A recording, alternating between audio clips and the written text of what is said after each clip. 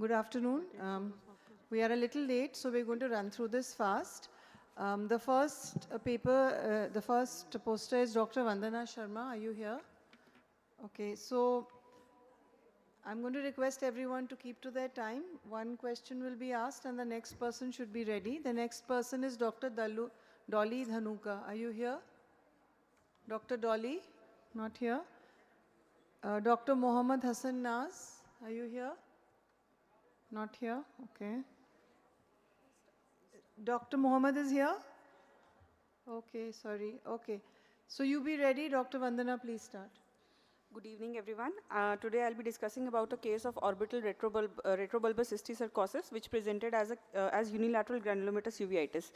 We all know that cysticercosis is a parasitic infestation which is caused by the larval form of Taenia solium, or commonly known as a poke tapeworm, and it can present in the intraocular form or the intraorbital form. Intraocular form is characterized by subconjunctival cysts, intravitreal cysts, or subretinal cysts. And the intraorbital form can present with ptosis, restriction of motility, or even it can mimic orbital cellulitis. But can it present with severe intraocular inflammation?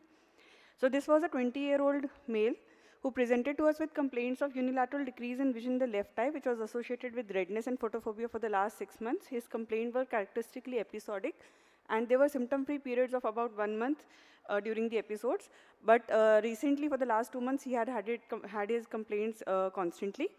On examination, we found that the best corrected visual acuity in the unaffected eye was 6/6, and it was 6/9 in the left eye, with signs of intraocular inflammation in the form of anterior chamber cells and flare. The posterior segment had a media haze of grade 2 as per the EVS classification, but there was no signs of inflammation which was suggestive of posterior uveitis. Even on autofluorescence, we were not able to detect any signs of posterior segment inflammation. So we made a clinical diagnosis of unilateral granulomatous anterior uveitis. We ruled out all the infective causes for the same and started the patient on oral steroids. Initially, the patient responded, there was improvement in the visual acuity to 6/6. There was no flare or cells. But as we started tapering the steroids, there was a recurrence of inflammation. The visual acuity dropped to 6/60, and the anterior chamber inflammation again reappeared. This time, the patient was started on steroids with a slow tapering regimen, and he was slowly shifted to immunosuppressants. But this time, he did not show any improvement, and the intraocular inflammation kept on worsening. So we repeated our investigations. They were again negative, so we kept a possibility of parasitic infestation, and a B-scan ultrasonography was done. It showed that there was a well-defined cystic mass in the retrobulbar space in close proximity to the medial rectus with a hyperechoic central area, which was suggestive of cysticercosis. This finding was corroborated on MRI and CT scan. However, we were not able to elicit this cyst on MRI or CT. So there was an area of ambiguity. A complete systemic examination was done, and there was no evidence of any other lesions of cysticercosis elsewhere in the body. However, on taking a retrospective history, we found that the patient had had acute abdominal pain and discomfort 6 months back, for which he was advised sonography of the abdomen, and a cyst was found in the liver. He underwent medical treatment for the same, and he got relieved, and a repeat ultrasonography done at that time showed that the cyst had resolved. So now, by this time, the patient had refused. His pockets were emptied, so he refused for any further investigation, and we decided to start him empirically on oral albendazole. And we found a very dramatic response. The anterior chamber reaction was totally gone now, and the vision had improved to 6/9 unaided. This drop in vision was now attributable to a complicated cataract that the patient had developed in the meanwhile. Still, there were no posterior segment inflammation, and repeat ultrasonography showed that the cyst had decreased in size, and the well-defined wall had now started to disappear. The patient has been on follow-up for the last 6 months, and there has been no relapse in the symptoms. So we all know that ocular adnexa is the most common site of cysticercosis, which has been reported in India. The mode of infection can be through contaminated food, autoinfection, or retrograde peristalsis. And whenever we are suspecting cysticercosis of the orbit, we must ensure that 8-point ocular examination is done, which should include visual acuity, pupils, intraocular pressure, external evaluation to rule out ptosis, proptosis, or restriction of motility. A slit lamp examination should be done to rule out any cysts that can be seen clinically, and fundoscopic examination must be done. Management can be done in the form of medical therapy, which includes 4 weeks of oral albendazole under the cover of steroids in tapered doses, and surgery is recommended when the cysts are approachable, either in the lids, conjunctiva, And surgery is the first line of treatment when the cyst is in the posterior segment. Otherwise, medical management can lead to intraocular inflammation. Thank you. Thank you, doctor. Any interesting case? Thank you.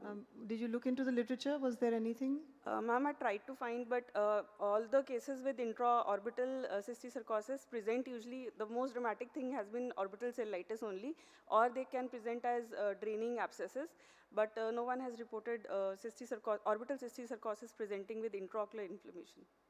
Okay. Honestly, the only evidence in my support is that the patient has responded to albendazole very nicely, and he has not had any recurrence after the treatment with albendazole. Okay, thank you. Thank you. Next is Dr. Mohammad Hassan Nas. Is Dr. Nurnika here? Okay, so you will be next.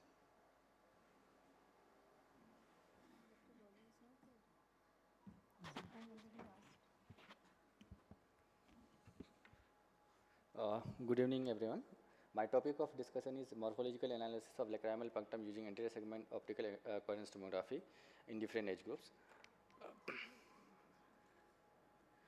Coming to the introduction, lacrimal puncta are the small opening located at the inner corners of the upper and lower eyelids, responsible for drainage of tears from the ocular surface. The size and shape of lacrimal punctum can vary with age, impacting tear drainage and potentially leading to conditions like punctal stenosis. Knowledge of the lacrimal punctum anatomy is essential in diagnosing and managing various ocular surface disorders and surgical interventions. My aim of study is to evaluate lacrimal punctum changes across different age groups using AIOS2025 and to identify how age and gender impact punctal parameters such as external punctum diameter, internal punctum diameter, and vertical canalicular depth. The materials and method. My outcome measures were external punctum diameter, internal punctum diameter, vertical canalicular depth, fluid seen within the punctum, and presence of ampulla. Inclusion criteria was healthy subjects aged between 20 to 80 years, and exclusion criteria was the patient underwent any lacrimal surgery, patient with canalicular tear, post-DCR DCT patient, patient with congenital punctal anomalies, and the patient using anti-glaucoma medications. And we divided the study in 4 groups. The age groups were 21 to 35, 36 to 50, and 51 to 65, and 66 to 80, and each group contained 32 eyes. For this, we use a cotton bud, which was gently positioned below the punctum and rolled to invert the punctum into a plane perpendicular to the light source while the eyes were open. A single scan was obtained using the anatomical automated real-time system, and OCT pictures were taken for the area surrounding each punctum after the long axis of scan acquisition was rotated to roughly parallel to the lead edge. Coming to the results, the external punctum diameter, the mean EPD varies significantly across age groups, with the highest measurement observed in the 36 to 50 years age group, that is 622 micrometer, and the lowest in the 21 to 35 years of age group, that is 511 micrometer. And internal punctum diameter also shows notable variation, peaking at 303 micrometer in the 36 to 50 years of age group, while the lowest value of 252 micrometer is recorded in the 51 to 65 years of age group. And vertical canalicular depth measurement range from 874 micrometer in the 21 to 35 age groups to 448 micrometer in the 66 to 80 years of age group, indicating a substantial decrease with age. This is the comparison of lacrimal parameters between male and females, and we can see almost all the parameters were in lower side in female compared to male. Coming to the discussion, demographic characteristics, we studied 128 eyes from 64 healthy subjects, and we divided into 4 age groups. Discussion of findings. The study reveals significant age-related changes in lacrimal punctal dimensions, suggesting that normal variations exist as patients' ages. And understanding these variations can aid in the diagnosis of punctal stenosis, distinguishing between physiological and pathological conditions. And the findings align with previous studies, indicating that punctal parameters differ across genders, reinforcing the need for gender-specific assessment. The previous studies shows that done by Timlin et al., the mean EPD was 646 micrometer. By Kamal et al., the mean EPD was 214, and mean VCD was 890 micrometer. And in our Persian study, the mean external punctal diameter maximum was 622 micrometer, and mean vertical cranial depth maximum it was 874 micrometer. Age-related findings, external punctum diameter increases from ages 21 to 50 and peaking in the 36 to 50 age groups, then decreases in older age groups. Internal punctum diameter shows a gradual narrowing from age 21 to 65, followed by a slight widening in the 66 to 80 age groups. And vertical cranial depth is highest in younger adults in 21 to 35 age group, with a notable decrease in the 66 to 80 age groups. Males generally present higher values in all punctal parameters compared to females. And decrease in some punctal parameters in the postmenopausal age group may suggest the effect of hormonal changes on punctal parameters. And the presence of fluid within the punctum decreases from 90% in the age group 21 to 35 years to 40% in 66 to 80 years. And presence of ampulla was noted in 11 patients out of 128 eyes examined. Coming to the role of AIOS for in vivo evaluation of lacrimal punctal structures in our study, this study showed that AIOS effectively captures detailed morphological characteristics of the lacrimal punctum, revealing significant age-related changes in punctal parameters. The result supports earlier finding that AIOS is an effective tool for in vivo evaluation of ocular structures, expanding its application in ophthalmology. Its non-invasive nature enhances our understanding of lacrimal system anatomy across different demographics. Coming to the conclusion, AIOS can be useful to gain a better anatomical understanding of the lacrimal punctal anatomy in vivo, and age and gender-related correlations were found in the punctal quantitative parameters. Thank you. Thank you, Dr. Hassan. It was a wonderful presentation. Thank you. I was wondering that what is the reproducibility of the OCT in doing the measurements of a lacrimal system, which is in micrometers, because a lot depends on how much pull you are giving to the lid. Yes, right? So when you are doing OCT, you are Yes. pulling the lid. So we all know that it's a very minute, structure, Yes, and obviously the anatomy will get distorted. Yes, that's why we should not So I retract think too that much. thing should be highlighted, because Yes. personally I feel that we cannot say that okay, the reliability is very good of the technique. But That is in one of the limitations, Yes, ma'am. In previous studies, almost what I did, ma'am, almost it was similar. So we can say. But did you also correlate this with symptoms of the patient, or maybe that's the next phase? Ma'am, I did in normal individuals, ma'am, like according to age group. In healthy individuals, I did, ma'am. So what would be the use of your study going Ma'am, forward? What would you like to Yeah, do? ma'am, like if you want, if some patients present with dry eye, something, if you want to put punctal plugs, so we can give accurate measurement of that punctal plug based on that AIOS measurement. Yeah, So we that, can also correlate the yes, epiphora and yes, ma'am, yes, yeah, ma'am. okay. Thank you, doctor. We'll now call the next doctor. Thank you so much, ma'am. Yeah, Dr. Noor Nika.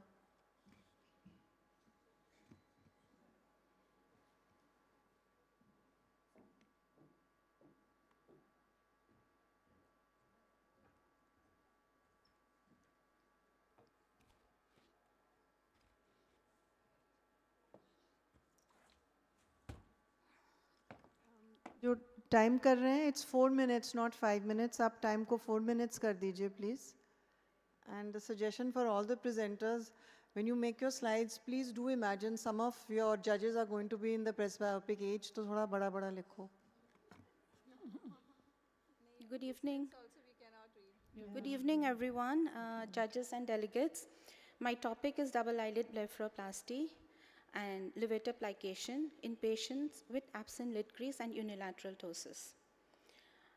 This study is based on the fact that 50% of East Asian population are born with an absent lid crease. And even congenital ptosis is very common in this population, which includes some of the states of Northeast India. So we feel that in these patients who have a naturally absent lid crease and having a congenital unilateral mild to moderate ptosis, they will benefit from an LPS plication in that eye and a double eyelid cosmetic blepharoplasty in the other eye to ensure a good symmetry. So our objective was to assess the recovery time, the patient satisfaction, and the cosmetic results. A total of 16 patients were included in the study, and most of the patients were performed under local anesthesia.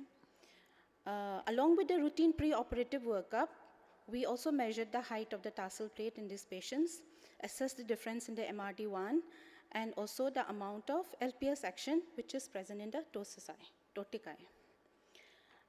During the surgery, the lid crease is marked according to the height of the tarsal plate which we had measured, and LPS is identified and plicated with 6-0 nylon sutures. Asymmetry is assured on the table itself during the surgery, and in the other eye, we go ahead, give a frontal block, and do a routine double eyelid blepharoplasty. The eye with the ptosis is patched and opened on the first post-op day, and the patients are followed up then at 1 week for suture removal, and then at 1.5 months and at 6 months. Most of the patients were female, and this is a graph showing the difference in MRD1 in both the eyes, and we can see that the difference in MRD1 range from around 1 millimeter in some patients to up to 2 millimeters in some patients. The minimum MRD1 in the ptotic eye, denoted by the red, is around minus 0.5 millimeters. These two graphs showed the amount of ptosis, that is amount of LPS action and the amount that we had plicated. Maximum LPS action was seen as 16 millimeters in the eye with ptosis, and the maximum plication that we did was also 16 millimeters, and the minimum plication we performed was 9 millimeters. This graph shows the asymmetry as we saw in the subsequent follow-up, and on day 1 there was maximum asymmetry, which reduced by day 5, and at day 7, only in 5 patients. And at 1.5 months, only 2 patients had persistent ptosis showing asymmetry, but recurrence occurred in 5 more patients, because of which a total of 7 patients had asymmetry at 6 months. This is a serial photograph of one of the patients we did under GA, showed mild difference in MRD in day 1, which resolved over 6 months. And this is another photograph which shows a patient who had the persistence of ptosis. It's a very mild difference in MRD1 seen at 45 days, but the patient was unsatisfied, so a revision ptosis surgery was done. And this is the one who had a recurrence of ptosis. At 6 months, the ptosis was significant, and the last photograph shows the patient after revision surgery. And this patient was also done under general anesthesia, and because of which he could not be assessed on table, and overcorrection was seen on the first post-op day and also on the 7th day. The patient was told to massage constantly, and without any intervention, by 6 months, it had resolved, and he had achieved perfect symmetry. So to conclude in this study, we can say that LPS plication is a quick and effective surgery to correct mild to moderate ptosis. The patient has a good LPS action. And if we combine it with cosmetic double-eyelid blepharoplasty in the other eye, it can give a satisfactory result. And slight overcorrection should always be the aim, as recurrence of ptosis is common. Thank you. Okay, nice presentation. You pass the suture through the anterior part of tarsal plate to make the lid crease. To perform the lid crease, we pass through the in superior border of the tarsus, as well as part of the, we took a bite of the LPS muscle also. Okay. This was done with 6-0 Vicryl and 6-0 silk. You want to say anything? So, very nice outcomes, but these are all congenital ptosis. These are all congenital ptosis, So, mild to moderate. did you find any correlation between the cases where there was a recurrence Yes, with yes. the amount of ptosis? Yes. Because some of your pictures does show that the ptosis was possibly severe and not mild to moderate. See, the patients who had an LPS action of less than 10 millimeters, we saw that in a total of 16 patients, around 10 patients had an LPS of less than 10 millimeters, action of less than 10 millimeters. All of them were the ones who either had persistence of ptosis or had recurrence of ptosis. So this was seen in 7 patients in total. So all of them had an LPS ranging from 9 to 10 millimeters. Those above 11 millimeters did not have any asymmetry So, do you still throughout the recommend study. plication for those groups? We did plication for that group, yeah. Okay, thank you, doctor. The next talk is by Dr. Sanjay Sharma. Are you here? Yes, please come. Is Dr. Shireen Fida also here? Please be ready, huh? You'll be next. Good evening, everyone. So the aim of my study was to compare the outcome of Mueller muscle conjunctival resection and small incision ptosis surgery in mild involutional ptosis.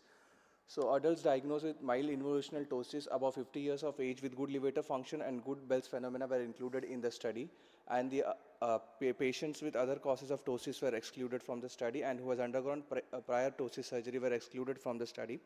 The outcome was measured based on the preoperative and postoperative palpebral fissure height, postoperative marginal reflex distance 1, procedural timing, lid contour, and postoperative pain and discomfort. It was a comparative interventional prospective study performed between January 2023 and January 2024.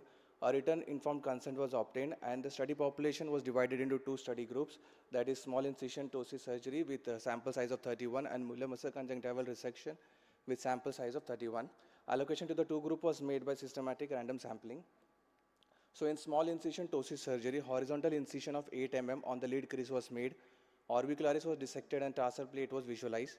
The levator aponeurosis was dissected superiorly, and a double-armed 5-0 vicryl suture was passed and adjusted until the height and contour were optimal, and tied with and the skin was closed with 6-0 vicryl suture. In MMCR, the upper eyelid was double everted and markings were made. 6-0 black silk suture was placed to mark the site and tented up. Putamen clamp was placed, tissue was excised, and suture was passed then in a running fashion, and it was externalized. And then coming to the results, the difference in MRD1 before and after surgery was significant in both the groups, but the intergroup difference was not statistically significant. The average postoperative palpebral fissure height increased significantly in both the groups. The time taken for the procedure, pain and discomfort was less in MMCR group compared to small incision ptosis surgery group. The lid contour, the MMCR and small incision showed a significant difference in the eyelid position at the temporal 2 mm, 4 mm, 6 mm and 8 mm points post-operatively. But in MMCR group at T2 and T4 point there was a notching, whereas in small incision ptosis surgery there was a smooth and rounded contour. So the increase in MRD1 post-operatively was significant in both MMCR and small incision group. The difference in time taken by both procedure was significant with less operative time in MMCR procedure. The pain and discomfort in the small incision group was more than that in MMCR group. As per an article by Jacqueline et al., external approach can be done for all types of ptosis, but internal approach can be used only for mild ptosis. Intraoperative modification is possible with external approach. Conjunctiva is preserved in external approach while internal approach spares the tarsus. As per the study by Raman Malhotra et al., avoiding violation of the septum, particularly medially, may avoid disruption of the fibers of the medial horn of LPS that continue anteriorly as a septum. The orbital sparing nature of both surgical procedure in this study can be the reason for the good cosmetic outcome of lid contour in the study population in both the groups. So to conclude, MMCR and small incision ptosis surgery both resulted in improvement of MRD1 and palpebral fissure height post-operatively. The pain, discomfort and time taken for the procedure was less in the MMCR group. Both the surgeries have good lid contour, but in small incision it was cosmetically better. Both the surgeries are equally effective in mild involutional ptosis, and either of the procedures can be performed depending on respective pros and cons. Okay, thank you, Doctor. But why do you call it involutional ptosis? Because this was done in patients who have ptosis on age-related ptosis, like. Maybe you could have called it acquired ptosis as opposed to, because involutional ptosis then also has some stretching of the aponeurosis. There will be a little bit of, dermatochalasis, and also maybe you should not call it involutional, but maybe acquired. You can call it fascicular serous surgery. It's modification of that, ma'am. Modified fascicular surgery. Okay. Actually, in fascicular serous surgery, conjunctiva and tarsal plates are innocent. And dissection of both of those normal structures is not actually physiological.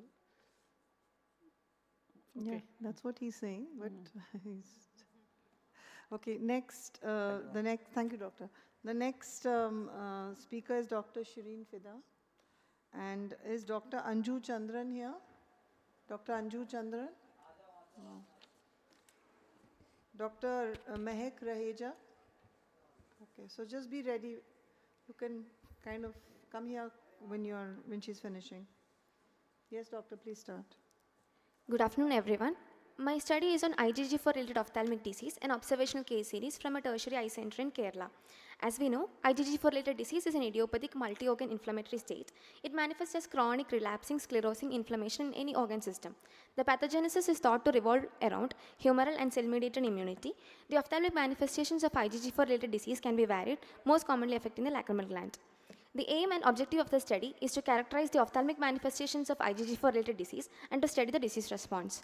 It is a retrospective case series done at a tertiary eye center in Kerala. 5 patients were studied in a span of 2 years, and all patients who presented with IgG4-related ophthalmic disease were included in the study. A detailed clinical history was taken, uncorrected and biscorrectal visual acuity recorded, extraocular movements noted, slit lamp examination and fundus examination done, IOP readings taken by applanation tonometry. A detailed examination of the orbit was done, followed by magnetic resonance imaging, incisional and excisional biopsy done, and sent for histopathology and immunohistochemistry. A panel of biochemical tests were also done. Moving on to the results and discussion, out of 5 patients studied, 4 were female, and the mean age at presentation was 40.2 plus or minus 15.43 years. And the presenting complaints were prominence of eye in 80%, double vision in 60%, and lid edema in 40%. This table shows the demographic details and clinical features of all the patients included in the series. As we can see from this table, lacrimal gland is the most commonly affected, followed by extraocular muscles and soft tissue. Only one of our patients had bilateral presentations and all others had unilateral presentations. Visual acuity impairment was present in 1 patient, and none of our patients had extraorbital manifestations. Serum IgG4 was checked in 4 patients and elevated in all the 4.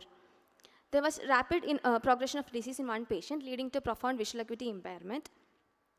Radiological imaging showed the involvement of the lacrimal gland in 4 patients, extraocular muscles in 4 patients, soft tissue in 3 patients, and lacrimal sac in 1 patient.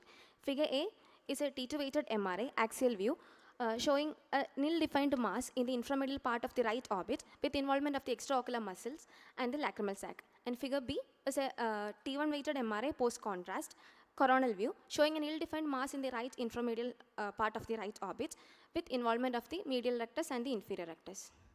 Histopathological analysis were available in all the cases, and a dense lymphoplasmacytic infiltrate was the main feature reported in all the cases. Fibrosis was noted in 3 out of 5 biopsies. Perivascular inflammation and eosinophilic infiltrate noted in 1 case. Immunohistochemistry for IgG4 positive plasma cells was done and was consistent with IgG4-related disease. CD3 and CD20 were also positive. According to the diagnostic criteria for immunoglobulin G4-related ophthalmic disease, 4 patients were classified into definite category and 1 patient into probable category. And after ruling out a systemic disease, treatment was started with oral prednisolone, mycophenolate mofetil, azathioprine or methotrexate. The mean follow-up period is 9.4 months, and only 1 out of 5 patients were reported to have recurrence. This table shows a comparison of various studies, and similar to our study, lacrimal gland is the most commonly affected. Serum IgG4 was elevated in most of the patients in all the case series reported. And unique to our study was that none of our patients had systemic manifestations. To conclude, what we knew before the study was the characteristics of orbital inflammatory diseases, and what we wanted to know was the characteristics of IgG4-related ophthalmic disease, its variable presentations, and treatment and response. And what we learned was that IgG4-related ophthalmic disease is a chronic, painless subset of orbital inflammation. Histopathological examination is crucial in the correct diagnosis. Long-term follow-up is required. Prompt and accurate diagnosis ensures a good prognosis. These are my references. Thank you.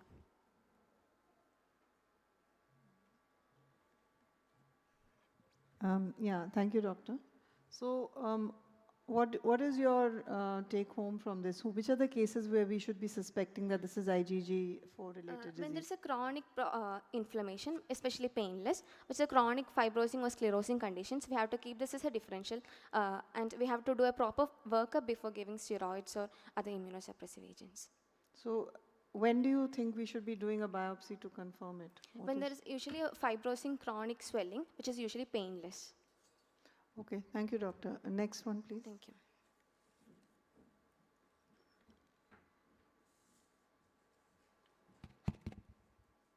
A very good evening to all of you. Today I'll be presenting on Tango with Congo at the Caruncle. Yeah. So the disease associated with Congo, or rather the Congo red in particular, is amyloidosis, which is a heterogeneous group of diseases which involves deposition of abnormally folded amyloid proteins in the extracellular spaces. These are usually localized or systemic, and ocular involvement is very infrequent, the most common site being the eyelid. So here is a case where there's a rare presentation of ocular amyloidosis. This was a 38-year-old gentleman who presented with a painless swelling at the innermost corner of his eye for about 4 years of duration. He gives no history of trauma or ocular surgeries. He has no other systemic diseases, or his medical history was unremarkable. So on detailed ocular examination, there was a pedunculated mass arising from the caruncle, which had a corrugated swelling surface, and it was mildly pigmented, not bleeding exactly on touch, and the underlying tissue appeared to be mildly involved. On looking at the rest of the anterior segment, it was within normal limits, also was the posterior segment, and lymphadenopathy examination was also negative for any nodes. So we decided to do imaging for this patient to know if there was a deeper extent or involvement of the lesion, and there was a well-defined mass at the in the caruncular region, which was hyperintense on T1 weighted imaging and hypointense on T2 weighted imaging, and it also took up contrast enhancement. So at this point, though I suggested an incisional biopsy to the patient, he was very impatient to get the whole thing removed. So considering it to be a probable malignant lesion as well as a DD, we went ahead with a complete surgical excision with 3 mm margin clearance on the conjunctival side, and cryotherapy was done to the edges and the base, and the defect was reconstructed with amniotic membrane graft. A histopathology examination showed multiple eosinophilic amyloid fibrils deposition, which took up a salmon pink color on the Congo red staining, and a typical apple green birefringence was seen under polarized light microscopy. So this was a clinching diagnosis of amyloidosis. A systemic evaluation in the form of complete blood count and coagulation profile was done. Peripheral smear and bone marrow biopsy was done, which was normal. Urine protein was elevated along with B2 macroglobulin, but on electrophoresis, M band was absent, ruling out multiple myeloma. A rectal biopsy and abdominal fat aspirate was done, which was normal. Echo was normal, and rheumatological workup was also normal. Having ruled out a systemic involvement, now our diagnosis was a primary localized amyloidosis of the caruncle. The patient is currently under follow-up with no recurrence. As we saw earlier, the ocular amyloidosis is rare. It presents late because of its slow progression, and ptosis is usually the most common presentation. And so far, only a single case of lid and caruncular amyloidosis has been reported in literature. Gold standard in periocular amyloidosis is a tissue biopsy, whereby we saw the typical features that are seen on histopathology. Systemic evaluation is to rule out any other systemic involvement by amyloidosis, since the management can vary in those cases.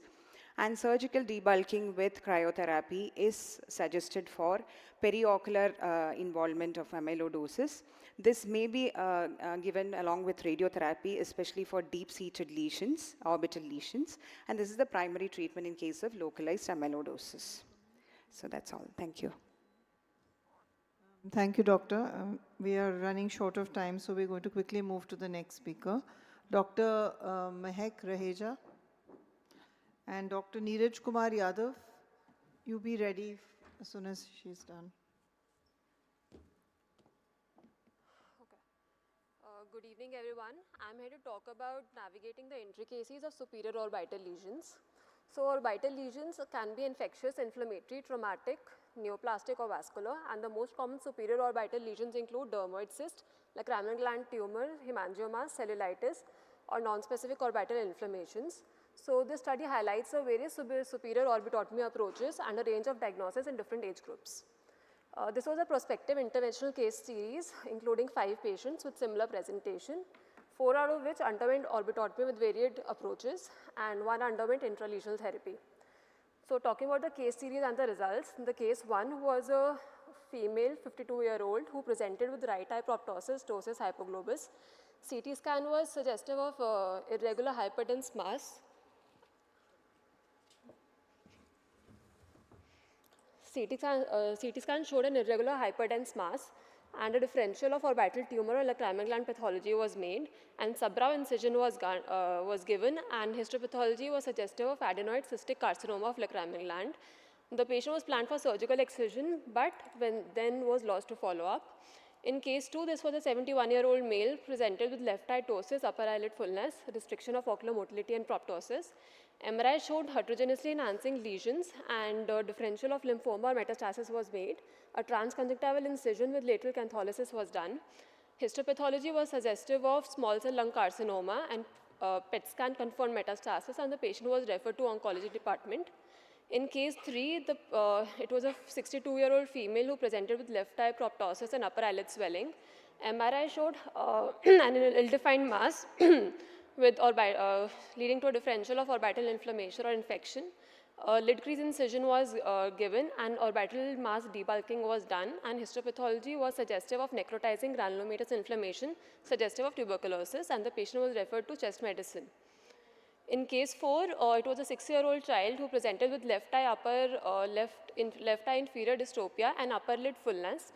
In this, the MRI was suggestive of heterogeneously enhancing lesions along with bony defects. A differential of histiocytosis or osteomyelitis was made, and a subbrow incision was undertaken. Histopathology revealed coffee bean appearance, and it was suggestive of Langerhans cell histiocytosis.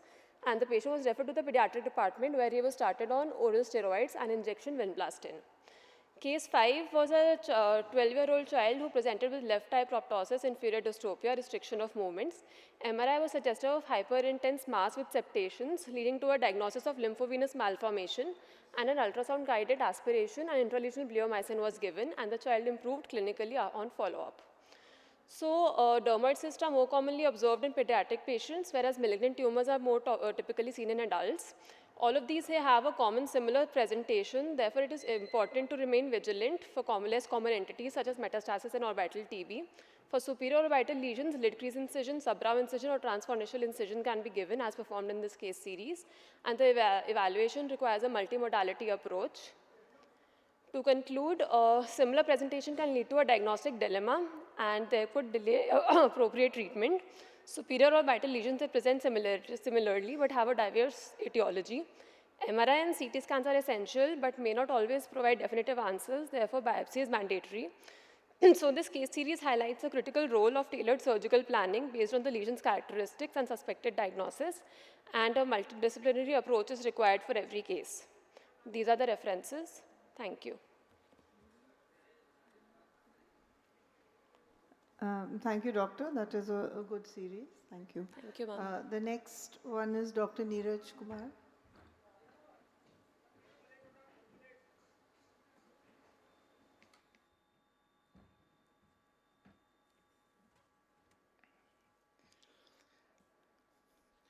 A very good evening to respected panelists and August gathering.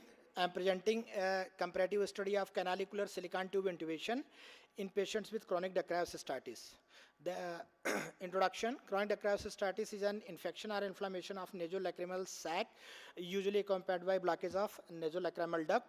The common cause of failed DCR are stenosis of the common canaliculi, closure of the sac mucosa anastomosis by fibrous tissue, post-surgical procedure.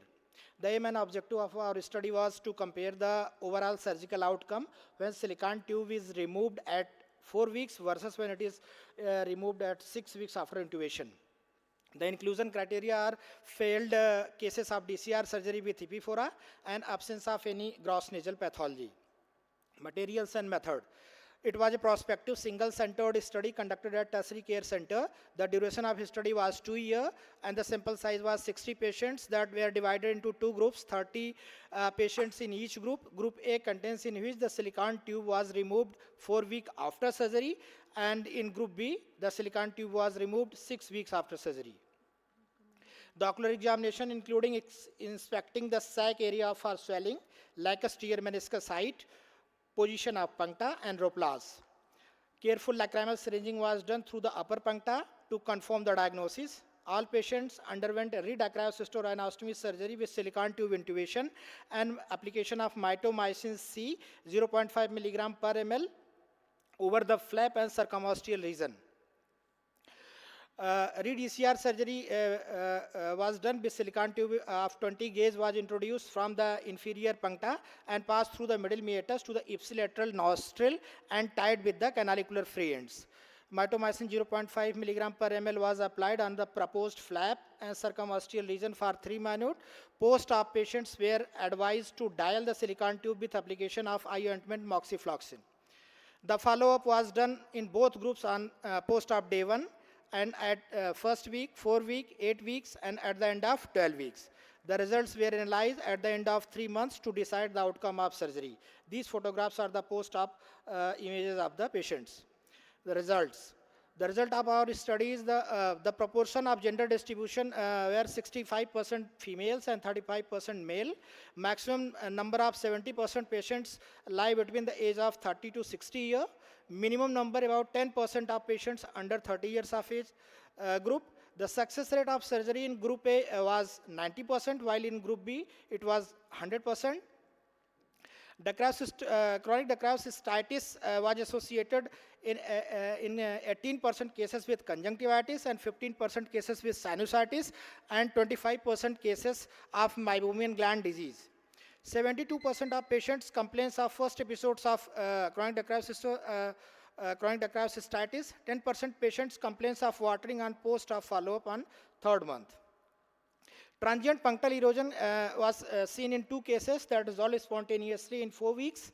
Chronic nasal irritation and congestion in 4 cases resolved after silicon tube removal.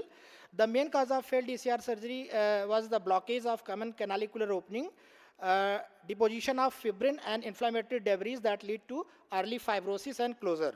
The optimal time for maximum success rate is 6 weeks to achieve the adequate tissue healing and remodeling, beyond which increase in the risk of infection and punctal erosion can be seen. The conclusion of our study is the success rate of DCR surgery with silicon tube intubation is higher in group B with statistically significant difference. To achieve the best outcome, silicon tube intubation should be kept for 6 weeks. Thank you. Okay, nice presentation, but you did monocanalicular intubation? Yes, ma'am. Not bicanalicular? No, ma'am, bicanalicular no. Ma'am, Why? Because ma'am, keeping this tube like this hanging, you know, for how many weeks you said? ma'am, for 6 weeks. So it's that's very difficult Very for the difficult patient, to you know, maintain. and why not the usual method of bicanalicular intubation? Ma'am, because the patient, because it's required the dialing of the patient to prevent synaptic formation. In rural areas, they are not maintain so much of hygiene, and it is easy to dial the, if it is traumatized, so the only, the major drainage occurs through the inferior puncta, so we want to. Second thing is failed DCR cases. Usually punctal stenosis is not the cause for failure. Ma'am, not only fibrosis of the main lacrimal duct. Yeah, yes, ma'am. But why to deal with the punctal stenosis and putting the silicon tubes to lower punctum and lower canaliculus, not through the upper, and difficult to maintain the. Ma'am, because the probing, we felt a soft stoppage, and we assume that the patients are earlier operated at different centers. They come here. But dialing is not a routine, it's not a recommended thing. We don't dial. Dialing, at least I don't, plus I have never read in No, I don't literature. think many people do it. It worked for you. I just feel that between 4 weeks and 6 weeks, it's a very small difference really to say that it could be so significant. And you should also write in the title of your study that it is patients with failed DCR, because that is the main idea, that it is a failed DCR and these are your modifications so that it doesn't fail. So that's important to put in your title. Thank you, doctor. We'll go to the next speaker. Thank you. This is Dr. Hemant Varshita. And the next speaker is Dr. Sanjana Thomas. Are you here? Yeah, please be ready, huh? Dr. Varshita. Good evening, everyone. Today I'll be presenting on tackling the intraoperative fat prolapse during endoscopic dacryocysterinostomy. Endoscopic dacryocysterinostomy is gaining greater preference over external DCR by oculoplasty surgeons. Orbital fat exposure is a rare complication mainly described post-endoscopic sinus surgery. The proper management is essential to avoid failure of endo-DCR. There is paucity in ophthalmic literature or intraoperative orbital fat prolapse and its management during endo-DCR. In this series, the purpose of this series is to describe the management of intraoperative orbital fat prolapse during endo-DCR. It was a retrospective interventional case series conducted between September 2022 and July 2024 at Narayana Nethralaya, Bangalore.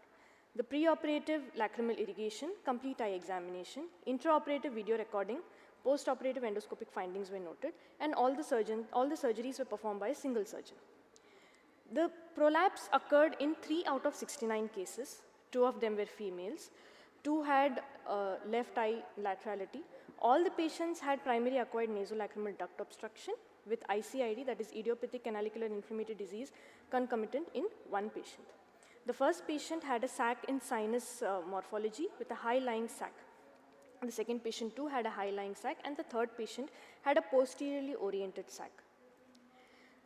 So the image at the top is the intraoperative image. The image below is an illustration. The pink is the sac, the dark brown is the nasal mucosal flap.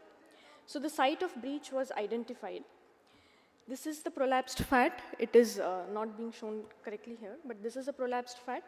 This part was identified. The fat was repositioned into the globe gently. The opening was approximated with cautery, bipolar cautery, and it was covered by the nasal mucosal flap after fibrin glue application. In all cases, the fat prolapse occurred after the step of lacrimal sac marsupialization in the inferior region of the sac. The prolapsed fat was identified endoscopically by the yellow color, soft and fluffy appearance. In the postoperative period, there was no orbital hematoma or orbital cellulitis, motility limitation, or double vision. All the patients had functional and successful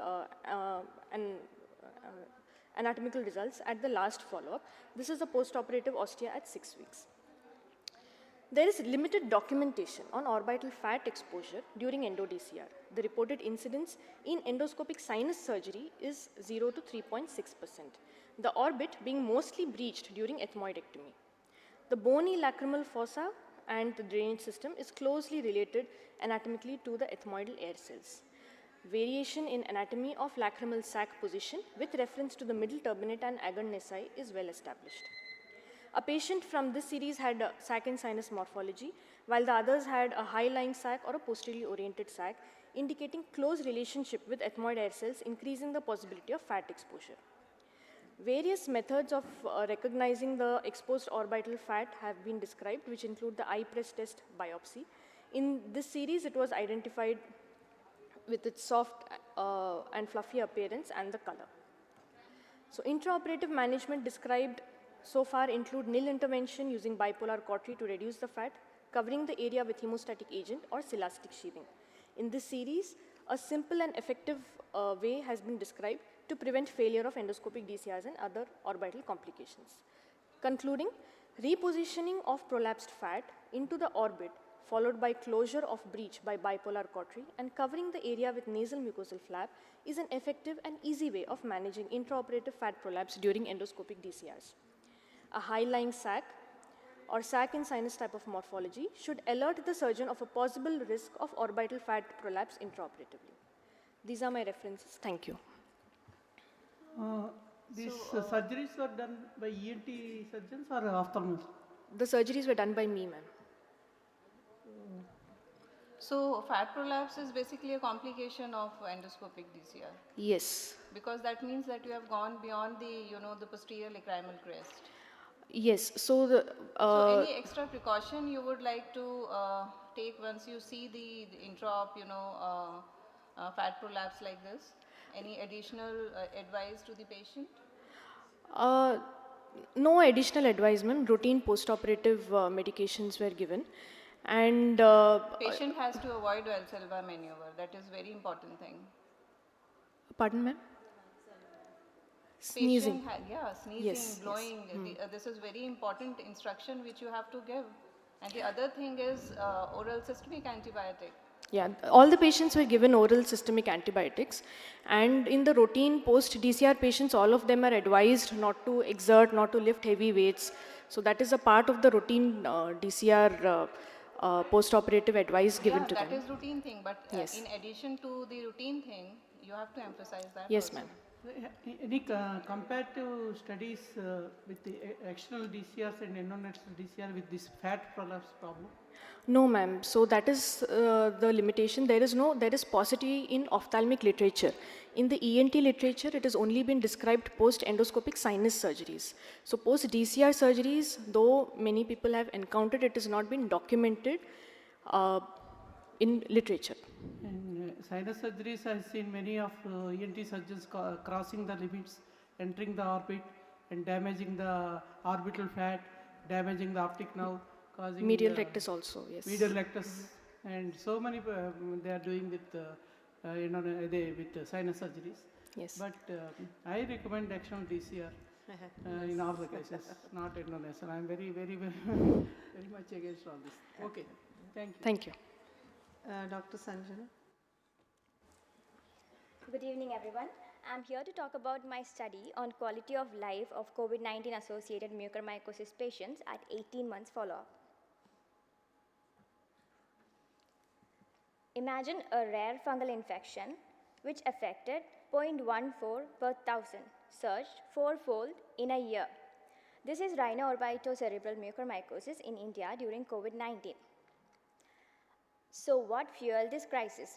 A study of risk factors in our institutional cohort showed host factors such as poor glycemic control, environmental triggers such as steroid misuse, and systemic failures such as overwhelmed healthcare. All this triggered a deadly disease with a mortality of 4,332 deaths. So what happened to the one who lived, the survivors? Multiple studies reported on immediate post-treatment period outcomes, but there are hardly any data on what happened to the patients in long term. No data on disfigurement, vision loss, mental health, or socioeconomic trauma post-recovery. Our objectives were twofold: to evaluate long-term treatment outcomes in terms of mortality, vision, cosmosis, and overall quality of life, and to quantify the physical and mental scars using SF12 surveys. We used an ambispective cohort study on COVID-19 associated ROCM patients. All the patients were treated with amphotericin B, and few of them underwent surgical interventions such as sino-orbital debridement and enucleation. So we included 69 patients in our study, out of which 13 patients died, 11 patients went against medical advice, 45 patients were discharged. These 56 patients were followed up, and among that, 66 patients died, 13 patients were lost to follow-up, and 37 patients were alive. These patients, we conducted our survey on these 37 patients. And the results, we found that 62% of the patients had poor mental health score and 43% had poor physical health score. In terms of work challenges, over 40% experienced occupational impairment, both physical and emotional challenges due to ROCM. About 30% reported difficulties in climbing stairs and other moderate physical activities, including pushing a table. The pain and subsequent mental distress experienced by patients also affected their social activities. 14 out of 37 complained they felt downhearted and blue persistently. Coming to the conclusion of our study, mental health impacted more severely than physical health. Physical challenges weren't that easy either. 26% had a blind eye. 11 out of 37 needed additional surgeries, including enucleation. Disfigurement, social stigma, and grief associated with the loss of family to COVID-19 compounded to their mental decline. One patient quoted, "I survived ROCM, but I lost my confidence, my job, and my loved ones." So the key point of our discussion is that survival is just the beginning. Survival is not same as recovery. Economic ruin remained an invisible scar. The study also threw some light on healthcare's blind spot. At the end of our study, we realized quality of life remained compromised. Patients now face two new challenges. One is to rebuild their shattered lives and to heal their physical bodies. So to turn survival into meaningful recovery, we propose 3 things. One is to integrate QOL metrics into routine follow-ups, to deploy multidisciplinary teams such as psychologists and social workers to heal both visible and invisible scars, to fund long-term care programs for affordable and accessible rehabilitation. I'd like to conclude by saying ROCM isn't just a deadly infection, it's a life-altering condition. Thank you. Thank you, doctor, for highlighting. We often ignore the post, part of these diseases. Did any of your patients need exenteration? No, ma'am, we don't usually because- do exenteration in... Because the ones who did were even worse off Yes. mentally, having a hole in the face. Yeah. So we'll go on to the next speaker. This is Dr. Urmila Rawat. Are you here, Dr. Urmila? Okay. The next is Dr. Mohan Raj Muthukrishnan. You are here? Yeah. And is Dr. Somika Singh here? You will be after.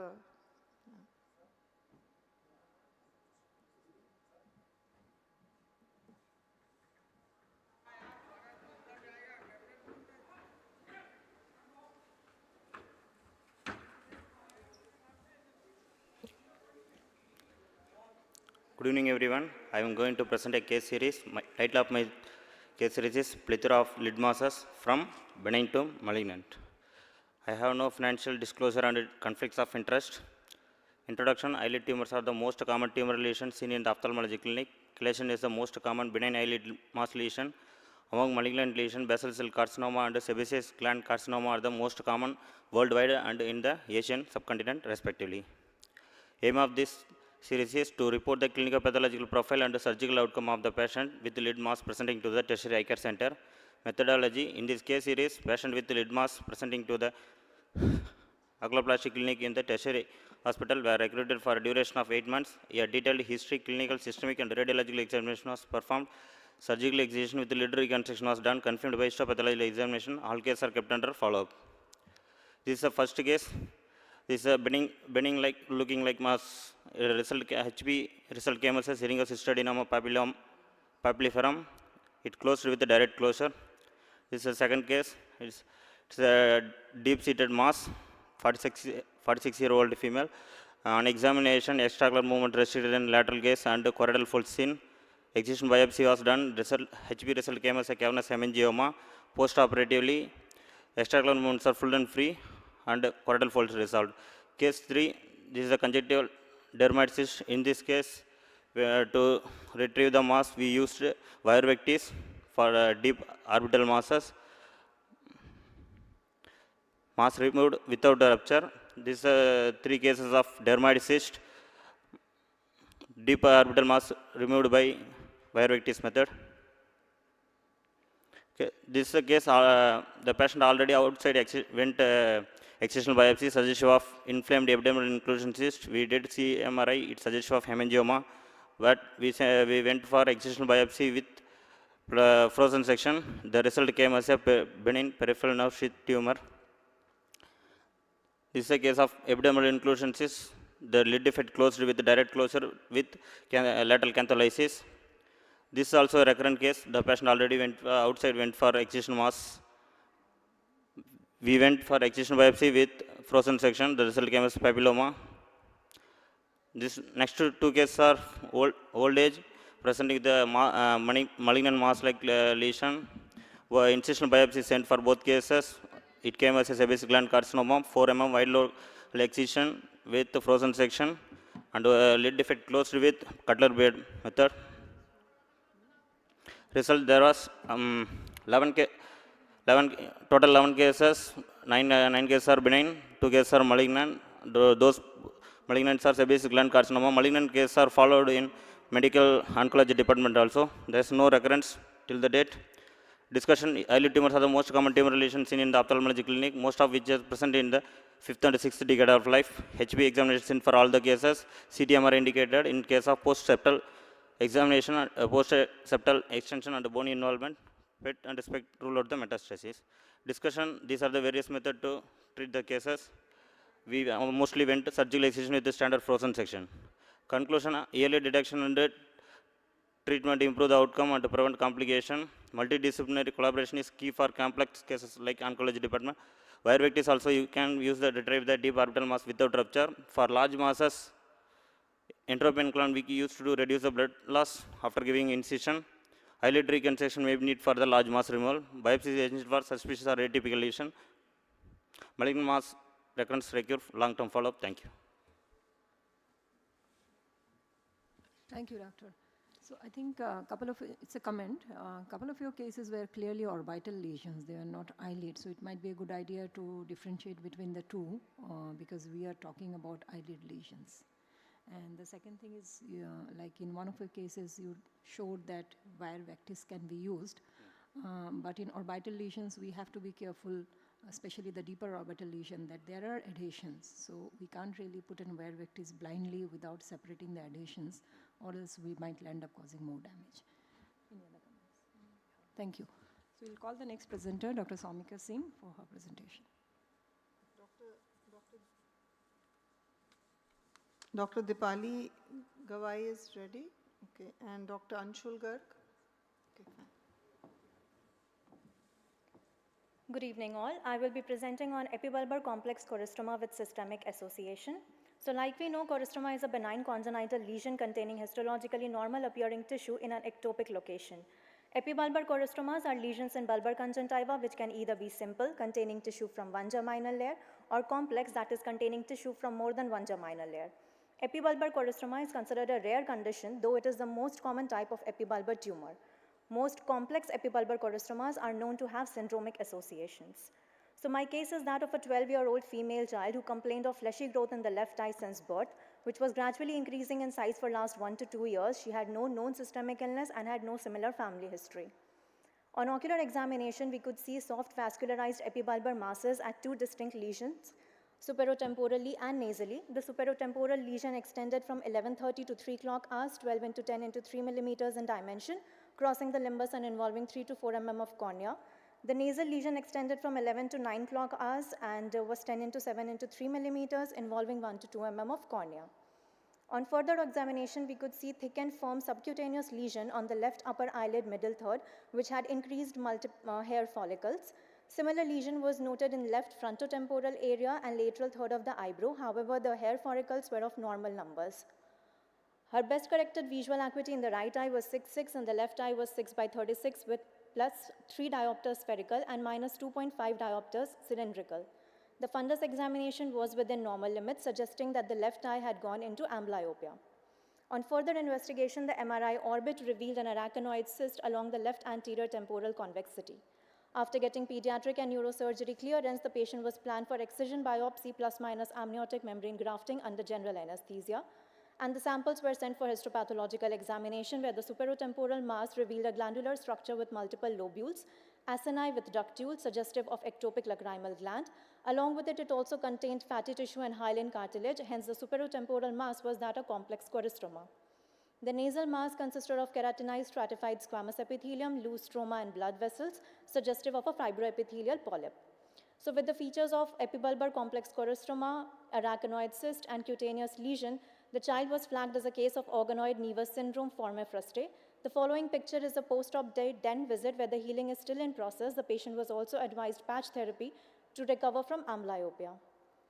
So going by the literature, epibulbar choristroma has a reported incidence between 1:10,000 to 1:30,000, limbal dermoid being the most common type and characterized by well-circumscribed keratinized dome-shaped limbal mass. Complex choristroma has diverse clinical presentations, including circumferential or isolated epibulbar mass, limbal tumor with corneal involvement, lateral canthal mass or eyelid mass. Management depends on extent of involvement, risk of amblyopia, and cosmetic concerns. Those epibulbar choristromas with syndromic association, when examined histopathologically, have been found to be complex choristromas. Jadoso has been credited for introducing the term organoid nevus. The term linear nevus sebaceous syndrome and organoid nevus syndrome have often been used synonymously.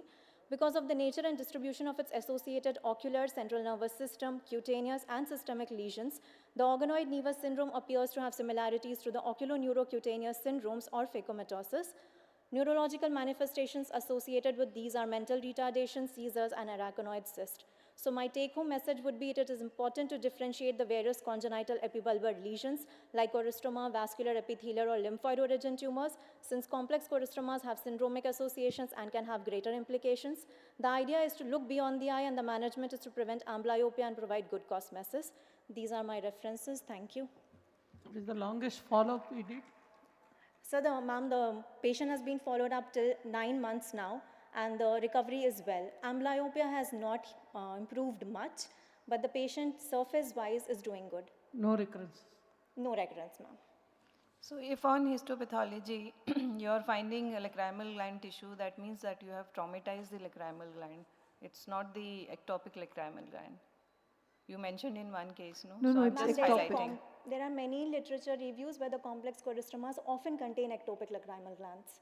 So supratemporal was the lesion, no? So Yes, most ma'am. probably it was the, the normal lacrimal gland. How otherwise you will differentiate, So complex choriostomas generally have calcification, ossification, and in a supratemporal lesion, taking out, debulking it, if you are getting lacrimal gland tissue, that is what we first think of. Okay. Normal site. Thank you. Normal site. Normal site Okay, is supratemporal. No? If somewhere else it is, site is different, and then you see, then probably. Then ectopic you can go. Okay, next one, thank you. Good evening all. Today I will be presenting a case which is of very rare occurrence. A 15-year-old boy who presented with a soft swelling under right eye upper lid since birth. Parents noticed this swelling under right eye upper lid since birth, which was gradually progressed to current state. There was no history of pain or no history of trauma or any ocular surgery. Patient had history of hairless patches on the scalp since birth. Patient also had a history of seizures around 6 months of age, which resolved with medications. This family history, personal history, rest is not significant. The first photograph, we can see a mass in the superior nasal quadrant and a hairless patch on the scalp. In the positive examination, there is a mild ptosis. Vertical IPF is reduced to 7 millimeter, and there is a epibulbar mass of size approximately 10 by 10 millimeter, prolapsed on everting upper eyelid in superior nasal quadrant with flat mass extending from it to superior limbus, cornea, and there was engorging vessels on it. The rest of the anterior and posterior segment examinations were normal. The patient was referred for radiological examination. In MRI, they showed right-sided cerebral hemiatrophy with intracranial lipomatosis and 2 intracranial cysts. And the well-defined mass was found in the extracorneal space of the orbit. Then dermatology opinion was taken for the alopecia patch, and they diagnosed it as a nevus coeloliparis. So on the basis of history, clinical examination, and MRI findings, the case was diagnosed as a Haberland syndrome. The surgery was planned for the excisional biopsy after thorough investigation. This was the early post-operative photo of the patient, and the histopathology suggestive of a lipomatosis. So these are the various differential diagnoses we should consider. But this Haberland syndrome has been described by Haberland and Peru in 1970, which is also known as Fishman syndrome. This is uncommon sporadic neurocutaneous syndrome of unknown origin. Approximately only 60 cases have been delineated since 1970. Most of the cases being unilateral, few bilateral cases has also been reported. So this is a classical triad which includes the skin, ocular, and central nervous system. The hallmark of this disease is the fatty tissue nevus on the scalp, that is nevus coeloliparis. So these are the few clinical features in the disease. Hunter and the Moog has proposed a diagnostic criteria for the diagnosis of Haberland syndrome, which involves major systems, and in each system there is a major and the minor criteria. Depending on this major and minor criteria, we can diagnose a case as a definite case or a probable case. So treatment mainly is a symptomatic treatment or a cosmetic treatment to remove the hematomas or lipomas. Neurosurgery or the invasive procedures are spared for the cases which are refractory to medical treatment. To conclude, due to rarity of this syndrome and involvement of multiple systems, a multidisciplinary approach helps to clinch the early diagnosis of this disease and allows for early symptomatic treatment and improve patient quality of life.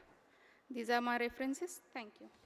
So is this syndrome same as epidermal nevus syndrome, organoid nevus syndrome? There also you have a neurocutaneous, it's also a neurocutaneous syndrome. So is it synonym? No, ma'am. Organized syndrome, they have different entities involved in, along with the adipose tissue. This is only the adipose tissue. Quite rare, both of them. Yeah. Yeah. Okay, so thank you, doctor. Thank you, ma'am. Dr. Anshul. Dr. Anshul, yeah. Good evening, everyone. My topic is magic of perseverance, a dancing foreign body in the eyelid. An intraorbital foreign body is an object that lies within the orbit but outside the globe. Such foreign bodies are quite common in pediatric population since children are playful and they do not know the nature of objects in hand. Orbital foreign bodies may damage the intraorbital structures and lead to serious complications if not identified and removed in time. Organic foreign bodies can cause excessive inflammation and reaction and should be removed as soon as possible. Inorganic and metallic foreign bodies may remain inert for a long time, but they may cause fibrosis and migrate, leading to damage of major orbital structures. We present a unique case of graphite foreign body in the left upper eyelid of a 10-year-old male child. The child came to ophthalmology OPD complaining of something in his left upper eyelid which he could feel and move with his fingers. There was history of fight with a fellow student in school 5 months back, during which he was hit by a pencil. The visual acuity was 6/6 in both the eyes, ocular movements were full and free, slit lamp examination was unremarkable, and fundus examination was within normal limits. Initial examination by palpation could not reveal anything, but the child could maneuver the foreign body in the upper lid with his fingers to enable us palpation of a hard linear mass about 1/2 centimeter, which was freely mobile subdermally. On careful examination, we could notice an entry site on the skin below left eyebrow with mild discoloration, and since the foreign body was superficial, an ultrasound B scan was done, which revealed a highly echogenic linear shadow measuring 4.4 mm in length in the preseptal subdermal fat in the left upper eyelid. So as we can see in the image, the first two, the image 1 and 2 look as good as normal. And in image 3, this is after the child maneuvered the foreign body, we can see that a little bump can be seen with mild discoloration. So based on these findings, the patient was taken up for foreign body removal under general anesthesia. Since the surgery was planned under general anesthesia, localizing the foreign body posed a challenge because we could no longer take help from the child. The child was asked to maneuver the foreign body in the lid, which was marked before the anesthesia was induced, and it was held by an assistant using an earbud. Aiming for least visible scar, a 7 mm incision below the eyebrow was made and the foreign body was dissected out neatly. As we can see in the video, a very small incision about 7 mm was given, and as soon as we gave the incision, the foreign body was lying, which was neatly dissected out.